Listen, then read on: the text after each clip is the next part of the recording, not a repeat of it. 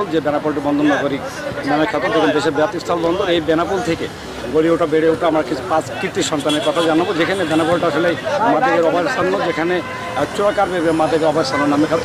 আমরা আসলেই দেশের এই বিশেষ করে বেনাপোল ভবাবাড়ি গ্রামের একটি কীর্তি সন্তান রাব্বি, অনেকে রাব্বি নামে ছেলে। আমরা আসলে রাব্বির কাছে জানবো। রাহুল হোসেন রাব্বি, আপনি এই ফুটবলকে কেন আপনি আঁকতে পারলেন?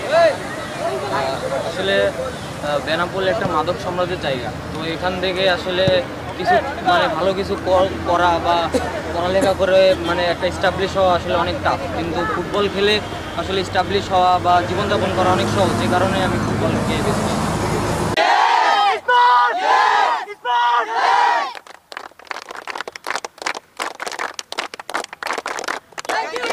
সত্যি বলতে বেনাপোল তো একটা মাদক সাম্রাজ্যের জায়গা, এখানে মনে করেন ফুটবল খেলতে আসা অনেক আর কি ডিফিকাল্ট। আলহাজ নুরুল ইসলাম ফুটবল একাডেমি হয়েছিল বলে আমরা ফুটবল খেলে আজকে নিজেদেরকে প্রতিষ্ঠিত করতে পারতেছি। এইভাবে ফুটবল খেলে প্রতিষ্ঠিত হওয়া মানে একেবারে সহজ ধরতে গেলে, কিন্তু এই সহজ আমাদের কঠিন জায়গা থেকে সহজ করে নিতে হবে, কারণ আমাদের মানসিকতা ভালো থাকতে হবে, তাহলে আমরা মানে এই স্বপ্নটা পূরণ করতে পারবো। এই জন্য আর কি আলহাজ নুরুল ইসলাম ফুটবল একাডেমিকে অনেক অনেক কৃতজ্ঞ, যে দেশশ্রেষ্ঠ মেয়র, সাবেক মেয়র আর কি সেই একাডেমিটা করেছিল বিধায় আজকে আমরা বাংলাদেশ জাতীয় ফুটবল দলে খেলতে পারার সুযোগ পাচ্ছি। ধন্যবাদ। আসলে আমরা যেটা জানলাম যে কোনো কিছু সহজ নাই, কঠিনটাই সহজ করে নিতে হয়, তেমনি তারা ফুটবল একটা কঠিন বিষয় হলো, তারা কঠিনটাকে সহজ করে নিয়েছে। আজকে এলাকা ছাড়িয়ে বিভিন্ন এলাকা বিভিন্ন টুর্নামেন্টে তারা যেমন জয়লাভ করেছে, বাংলাদেশের মাটি ছাড়িয়ে বিদেশের মাটিতেও তারা জয় ছিনিয়ে নিয়েছে তার টিম। ঢাকায় বিভিন্ন লিগে তারা জয়লাভ করেছে।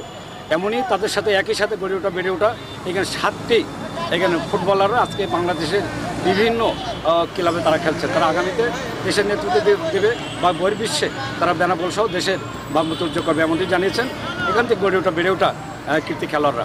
আমরা শুনবো। আমাদের ফুটবল একাডেমিটা হচ্ছে 2016 সালে এখানে প্রতিষ্ঠিত শুরু হয়।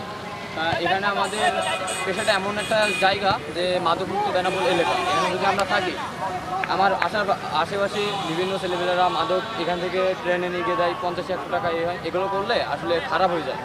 আর আমাদের এই জগৎটা মনে করেন যে চাকরি বাকরি, আমরা মধ্যবিত্ত ফ্যামিলির সন্তান এখানে যে কোটায় আছে, তো আমাদের পড়ালেখাটা অনেক টাফ হয়ে যায়, যেহেতু আমরা টুকটাক করে পড়াশোনা করি আর বিকাল টাইমে এসে এখান থেকে প্র্যাকটিস করি। এই প্র্যাকটিসটা আমাদের আলহাজ নুরুল ইসলাম ফুটবল একাডেমি, এই একাডেমির কোচ, তিনি আমাদেরকে মেয়র সাহেব নিয়ে আসার পরে আস্তে আস্তে আমরা এখানে প্র্যাকটিস করার পরে একে একে আমাদের প্লেয়ারগুলো ঢাকামুখী হয়, যশোর লিগ খেলে, তারপরে হচ্ছে আপনার 7 ডিভিশন খেলে, এভাবে করতে করতে ঢাকামুখী হয়েছে। আজকে আমাদের বেনাপোলবাসীর অনেক উজ্জ্বল মুখ।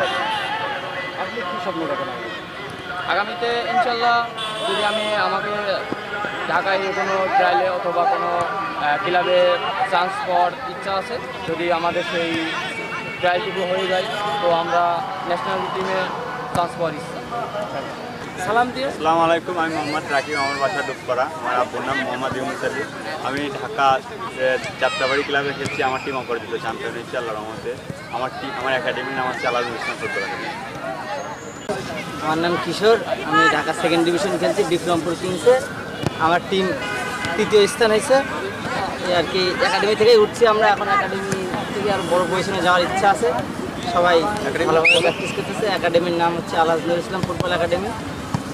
আসসালামু আলাইকুম, আমার নাম মোহাম্মদ হৃদয় হোসেন বাবু, আব্বুর নাম আয়ুব আলী, গ্রাম কাগজপুকুর। আমি আলহাজ নুরুল ইসলাম ফুটবল একাডেমিতে ঢাকা 2nd ডিভিশন অপরাজিত চ্যাম্পিয়ন হয়েছি। ইনশাল্লাহ যদি আগামীতে আমাদের প্রতি যদি আমাদের ন্যাশনাল পর্যায়ে যদি কোনো সুযোগ সুবিধা হয়, ইনশাল্লাহ ভালো করার চেষ্টা করবো।